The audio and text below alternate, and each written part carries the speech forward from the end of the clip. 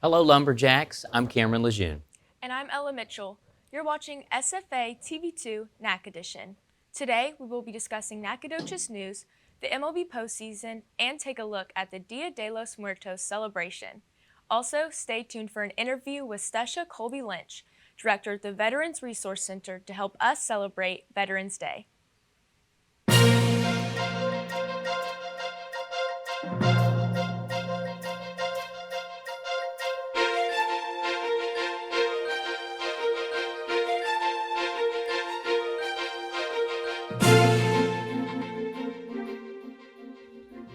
Celebration of the school's centennial birthday, Stephen F. Austin State University recently opened a new trial garden for exotic plants during their 6th annual Fall Plant Fair.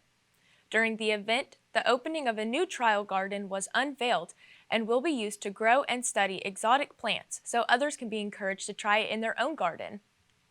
The university awarded the program $30,000 to construct the new garden and had over 30 students from around campus help build it. The event was held by the university's horticulture program, where they sold a variety of plants to families, students, and community members. The plants were also grown inside of the agricultural building's greenhouse, where students were able to plant and watch the growth process of various species. Plants such as snapdragons, violas, pansies, and more were picked due to them being able to survive through the colder climates. Be sure to check out the new trial garden behind the agricultural building to see the different types of exotic plants the school has to offer. On October 29th, Nacogdoches Fire and Rescue quickly responded to a fire at Maroney Park across from Nacogdoches High School. While the cause of the fire remains unknown, the plans for the rebuilding of the park have already been set in motion. Assistant Community Services Director of Nacogdoches, Jessica Sowell, shared those plans. So once we get all that debris taken out, then we can kind of start designing what we want in the future. Whether it's, putting in new equipment, leaving that a big open space, but we can really kind of start dreaming and designing, and then we start building after that. Sowell also said that there are a lot of community members willing to help out with the clearing of the debris, as well as the actual rebuilding. Maroney has been a staple in the community for over 40 years, and the city plans to preserve as much of the park as possible. It's great to see Nacogdoches working so hard to rebuild a city staple. On November 3rd, the Beatles said hello goodbye by producing their very last song together. The best-selling group of all time, according to Business Insider, had made their final tune, and it is definitely something. Long after the Beatles had formally broken up during the middle of the 1970s, John Lennon recorded a number of recordings at his New York City apartment onto a cassette tape. Following his passing in 1980, Lennon's widow, Yoko Ono, sent the cassettes to the surviving members of the Beatles. Paul McCartney, Ringo Starr, and George Harrison started writing 3 new Beatles songs based on Lennon's ideas in 1995. Real Love and Free as a Bird are 2 of the songs that you've heard before. However, one was abandoned during those sessions. 27 years later, engineers were able to extract John Lennon's voice from his initial demo of Now and Then, using artificial intelligence that director Peter Jackson's team had created for the 2021 Beatles documentary Get Back. This allowed the surviving Beatles to come together to complete the song. John's 1970s vocals were combined with George's 1995 guitar lines, Paul and Ringo's new vocal and instrumental portions, and a string arrangement by Paul and producer Giles Martin, the son of Beatles producer George Martin, to finish the song. It's a sorrowful tune and a moving farewell with lyrics that echo well beyond their original intentions, with truthful lyrics stating, "And if you go, I'll know you're there." With the college basketball season upon us, we have our very own Andrew Hines with the latest on the SFA basketball program. Hey there, Lumberjack fans. The weather's changing and the leaves are falling, which can only mean one thing. It's time for college basketball. I'm here in front of William R. Johnson Coliseum, where all the home action is going to take place for the Lumberjacks and the Lady Jacks this season. Their season just kicked off on Monday. We actually took a moment to sit down with SFA broadcaster Chase Merrill to get his thoughts on the upcoming season. For the guys, we're hoping for a lot this season because, the guys are going to be hungry. We have a lot of new faces on the team. It'll be very exciting to see what they bring to the table. I know we do have quite a few returners. We have Day Hall, who's always been huge for the Lumberjacks, so I'll be very excited to see what they can do. Opening game starts on, I believe, Monday. Very excited to see what the girls can do. New head coach on the team, got a lot of new faces for the girls team. I know that they may not have been predicted where they wanted to be in the WAC standings. So I think they are very eager and very hungry to demolish kind of those standings of what people said as far as how good the team's going to be this year. I've heard already a lot of great things about them. I'm very excited to see them in action. When asked about what it was going to take to win the WAC, Chase had this to say. So for the guys, I know we battled with some injuries last year. I know Nana kind of got hurt later in the season. I know Day was battling an injury throughout the season. At one point, I think they had to play a game with only 7 players. So it's definitely going to be staying healthy. They are a highly expected team to do good, and that's because the potential is absolutely there. For the girls, it's going to be their unpredictability. In a good sense, it'll be a bunch of new faces, new head coach. Even though he was under Coach Kellogg for a long time, still a new head coach, kind of a new way of running things around the program. So both programs will look to further build on their historical success this season by being the ones who get to cut down the nets at the end of the season. For SFA TV Nac Edition, I'm Andrew Hines.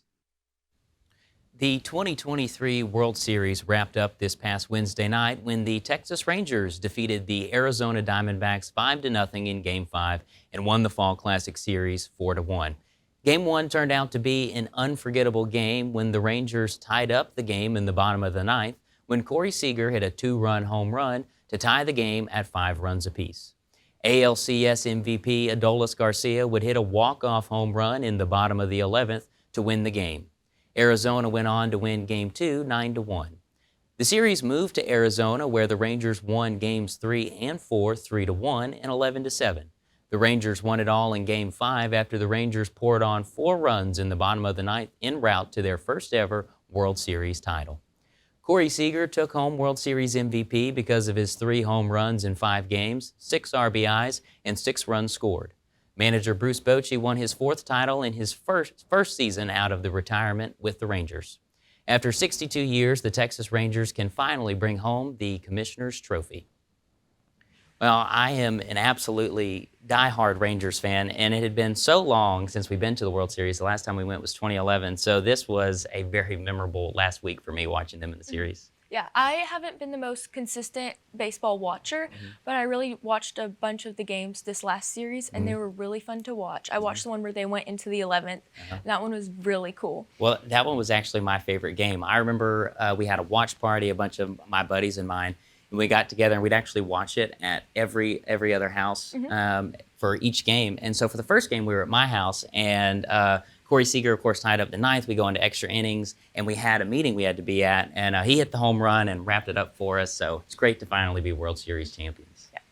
But up next, we are bringing in the director of the Veterans Resource Center to help prepare us for the upcoming Veterans Day celebration. Nac Edition will be right back.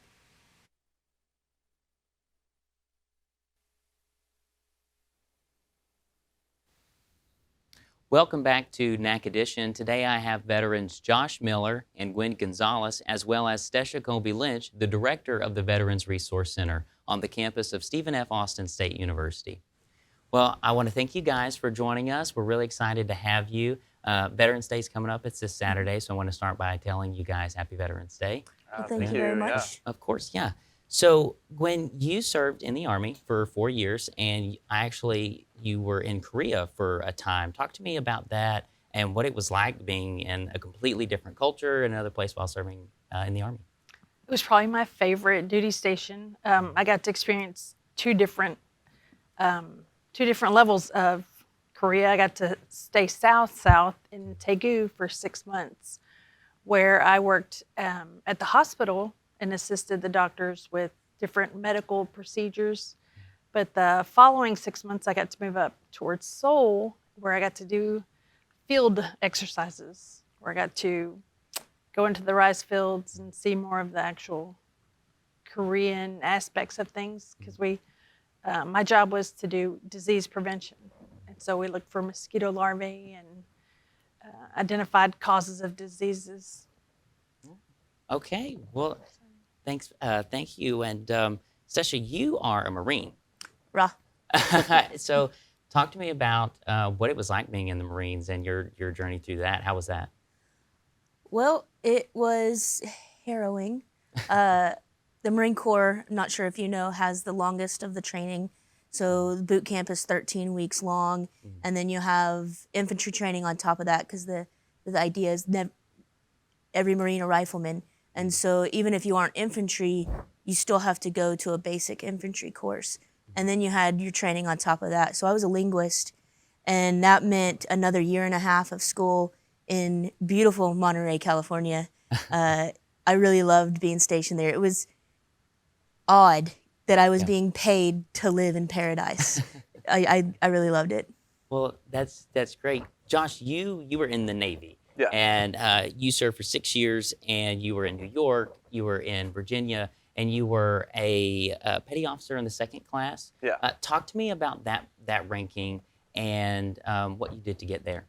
Okay, yeah. So I was what people call a push button E4. So when I finished my schooling, I automatically got the rank of E4 or petty officer third class. And it actually took me a little bit longer than normal to get to the E5, but it was a long time coming, and it was pretty awesome when I finally got it, though. So. Okay, so tell me about what did you do with that and being in that ranking? Yeah, so my job, I was a nuclear electronics technician, and that just kind of put me more into a role of leadership and doing more maintenance and more important things, I guess, on the ship. Okay, so. that's great. Yeah. So I want to move back to Korea. You said that you were in Seoul, right? So tell me about your favorite memory you had there being in Korea. If you had to pinpoint one thing, tell me what that would be. I really liked the fact that you had something to do all the time, 24 hours a day. It never shut down. You never had to leave the club. You never had to leave. It was always something to do, night life, day life. You never had to sleep. It was like amazing. Right. And you didn't, like, there was no fear really. I was a female, and I would walk the streets at all hours by myself. Yeah. I never even looked over my shoulder. Sesha, tell me about within the Marines. You know, a lot of people, they kind of probably have an idea that aren't in the Marines, what they see in movies or shows. Tell me something in the Marines that maybe people wouldn't know that you would only know if you were in the Marines. So we have a lot of camaraderie with other units and other branches. We tend to, it seems like we're making fun of them, but really it's just how we interact. And I don't think somebody outside of the military service would understand that. For example, my buddies played a prank on our local Navy detachment. We shared a building, and in the middle of the night for the Marine Corps birthday, they painted this 2-story tall anchor bright pink. And that was their prank that they played on our Navy brothers and sisters. That's funny. Yeah. Well, thank you guys for all of those stories. I want to transition here to the Veterans Resource Center here at SFA. Sesha, you're the director there. Talk to me about what you do as the director for the Resource Center here. Of course. So I took over in February. There had never been a director. It was a coordinator position. And so they made it a director position and gave me a lot more leeway in what I wanted to do. And my idea was to build a center where veteran students, whether they're coming straight from the military or they're coming from the civilian world for a little bit, that they would have a place to congregate, hang out, but also feel like a safe space to talk, study. I've started doing programming that is social programming, outdoor activities. We do educational programming and then career development. So I use all of those together to create an environment that veteran students would feel comfortable in. That's amazing.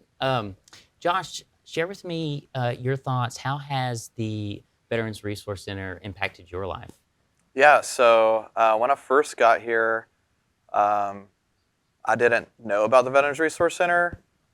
So I was paying for printing and buying coffee and all that stuff. And little did I know that there's a place for veterans, independents to go get free coffee and free printing, use a computer with a stable connection, and do my Zoom class and plug in and have privacy and stuff. And so it was pretty awesome.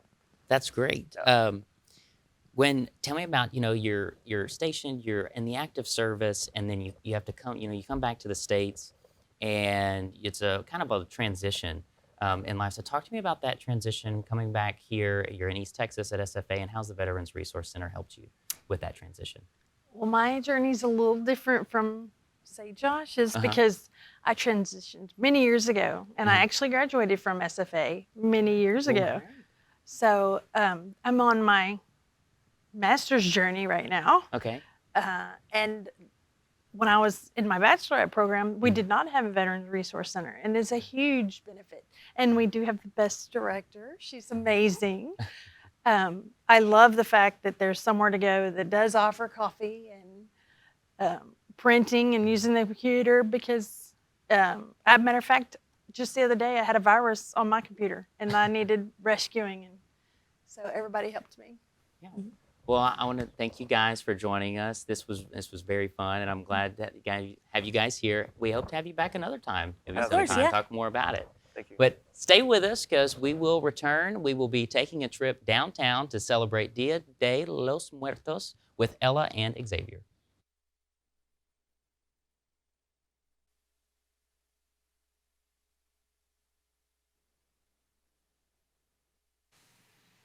Welcome back to Nac Edition.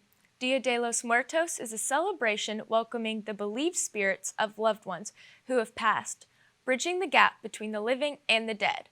I had the opportunity to visit downtown Nacogdoches to get in on the celebration. Take a look. Hello Lumberjacks, I'm here at the 3rd annual Day of the Dead Festival at downtown Nacogdoches. This event is hosted by the Public Library, and it takes place at the Cole Art Center. Day of the Dead takes place between November 1st and 2nd. Inside the Cole Art Center, an exhibit of the artwork of Benjamin Munoz was on display. Munoz gets his inspiration from his heritage and the world around him. During this event, local vendors showed off their talent by painting outside and selling their artwork. Sugar skulls are a Day of the Dead tradition and are used to remember deceased loved ones. It is believed that on Day of the Dead, the border between the spirit world and our world dissolves, so family members leave out their deceased loved ones' favorite foods and create ofrendas. Ofrendas are left with photos and belongings of the loved ones. Well, this is my home's ofrenda. I put it up every year. I start on the 28th of October setting it up, and so November 1st is the Day of the Innocents. That's when we believe all of our deceased young children are making their way to our ofrenda, and then of course November 2nd is a Day of the Dead. This is my family that has passed on. All these photographs are family members. My grandparents on my mother's side, my grandparents on my dad's side, and also my husband's parents who have passed away, cousins and uncles that have gone on before us. And it's just a way to remember them and remember all the good things that we lived with them when they were with us. At this festival, there was a ton of fun activities such as face paint, a scavenger hunt, and local vendors to check out. Many family businesses and community members gathered to sell snacks and desserts. Also, vendors sold accessories, t-shirts, and sugar skulls. To celebrate this event, there would be performances from Mexican folk singers and dancers, and a special performance from the Chicahua Aztec group at 6 o'clock. Let's see what the dancers have to say about their group. It's Son de Mexico, and we usually dance Mexican folklore, but this time she decided to do like a family dance. So what inspired the choreography that you chose? ¿Qué te inspiró en hacer esta coreografía? La época de 1990. The era of 1800s. We're all family. Oh. So it's a family dance. This 1800s inspired dance was amazing, and it was great to see this family have fun together. This annual event was a great way to get closer to the people in your community and to remember the lives of your loved ones who have passed. People of all ages, family, and friends had a great time. We look forward to seeing you again at next year's celebration, and thank you for joining us to celebrate Day of the Dead. Yeah, so I went this last weekend, celebrate Day of the Dead, and it was a lot of fun. Yeah, I saw on there was these skulls. There are those candy The skulls. What were sugar those? skulls. Yes, sugar skulls. What were Yes. those? So they are traditionally made out of sugar, but they don't typically eat them. And they symbolize a deceased loved one. And so each sugar skull is typically placed on the ofrenda as kind of resembles a deceased loved one. Well, I'm really bummed out I didn't want to go because I know the food was amazing. But what was the food there? It was so great. So I tried something new. I tried elote, which is basically corn, mayonnaise, and then tahini, different spices. It was so great. My roommate recommended it to me, and I was a little nervous that I wouldn't really like the texture, but I recommend it. Well, I'm going to have to try it. Thank you all for joining us on Nac Edition. And as always, Axum.